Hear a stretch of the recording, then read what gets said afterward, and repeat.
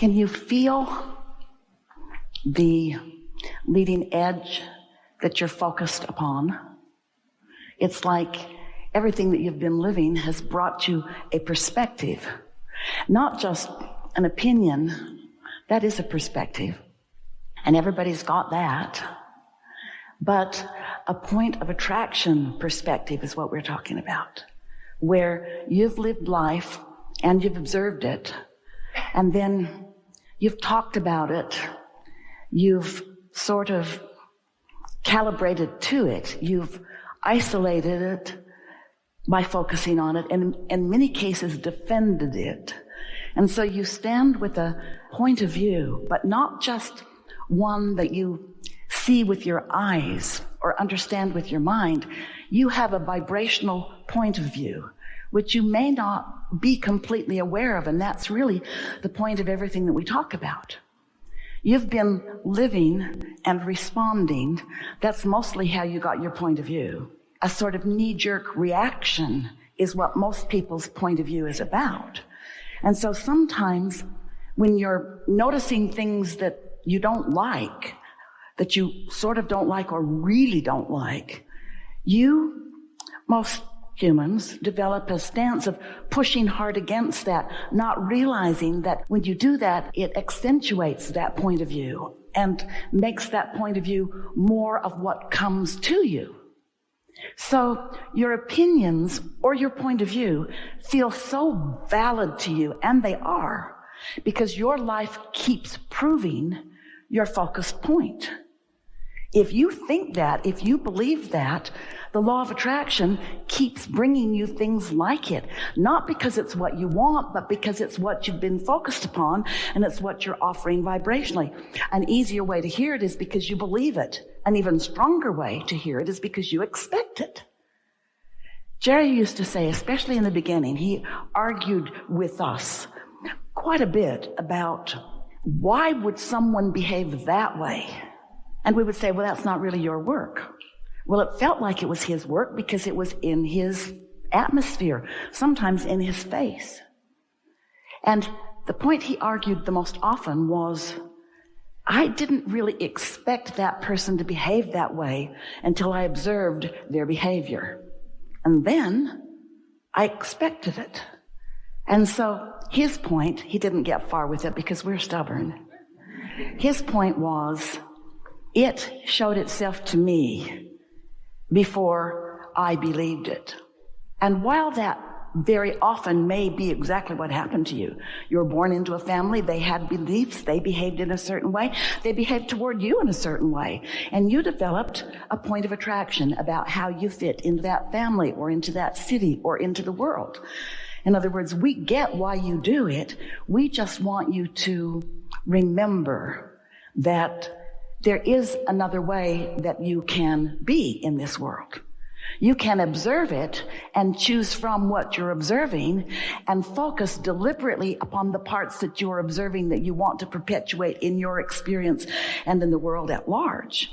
You don't have to just be a regurgitator. You are a creator. You came to observe, yes, and to decide personally. That matters. Your point of view matters. You get to choose. And once you have chosen, to focus in the direction of what you are choosing rather than in its opposite. Why would anyone choose to focus in opposition to what they really are choosing? Well, it's just a habit. It's a habit for this reason. You were born with these magnificent senses or abilities to perceive. You see and hear and smell and taste and touch. And what you don't realize maybe is that in what you see, you are translating vibration into what you see.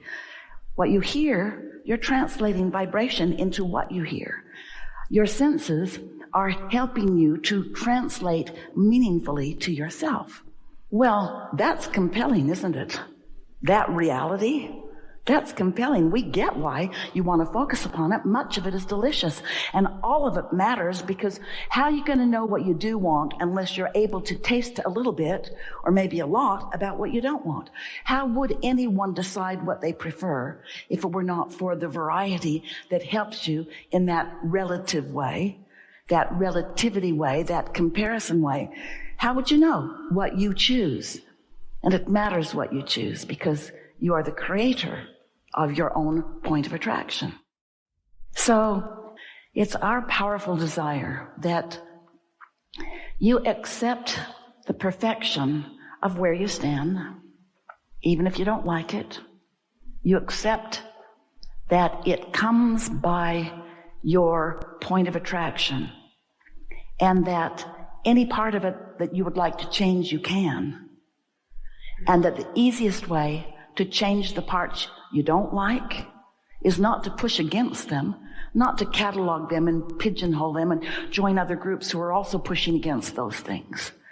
But in the knowing what you don't want, to define as best you can what you do want, and then do your best bit by bit to focus more in the direction of wanted than in not wanted. And here's why.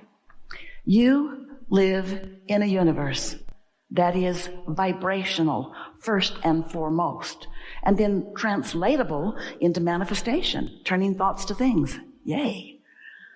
That's what you want. That's what you get. That's who you are. That's why you're here. So here we are all together as vibrational beings living in a vibrational universe.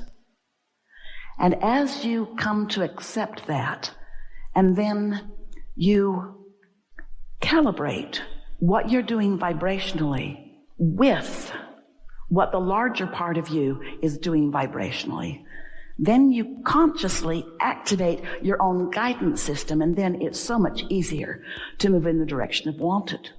When you're using your physical senses to choose from the plethora of ideas or experiences, it's a lot to choose from, and it can get very confusing.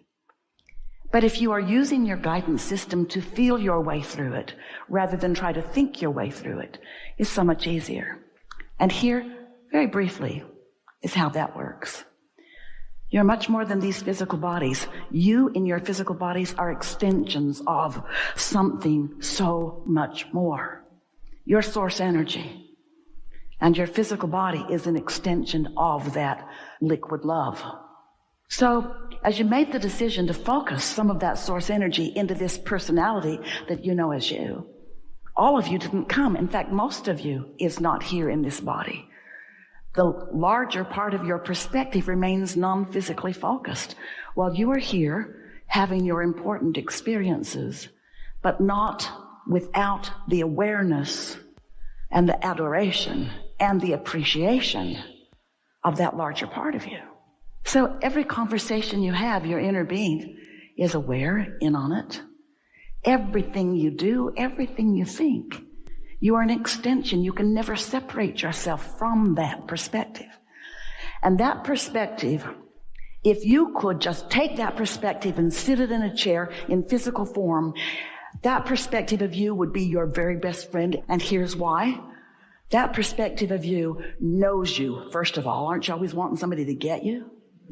Knows you, adores you, roots for you, knows the ever-changing life experiences that you're going to live, and supports you in everything that you do, knowing that you can't get it wrong and that you never get it done. And so that non-physical part of you is having a vibrational response to whatever it is that you are about in any moment in time, as are you. And your emotions are your indicator of how close in understanding you are with your inner being about the very thing that you're focused on. Somebody is rude to you, you don't like it. If they're really a bully to someone you love or even to you, you'd like to get bigger and stronger, and you'd like to deal with them. Revenge is real. The reason that you feel the discomfort that you might call fear or anger or revenge is because your inner being isn't looking at that bully in the way you are looking at that bully. You say bully, inner being says learner. You say bully, your inner being says someone here to play with you to help you find your balance.